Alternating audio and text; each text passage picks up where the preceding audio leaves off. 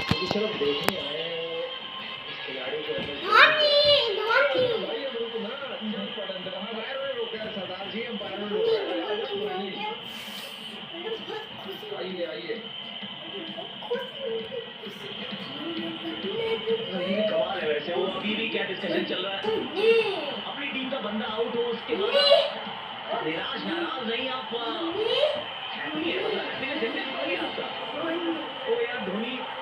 तेरी एक झलक जो है ना वो सबसे अलग है ये हर साल आपने दिखाया है ये दर्शक है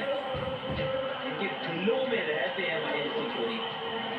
सब कैमराज आ चुके हैं सबने बैटरी बचा के रखी थी ये शायद अपना मारी आएगा भाई थलय धोनी फाइनली देर पहला ही होम गेम इस साल का जीत के बिल्कुल दहलीज पर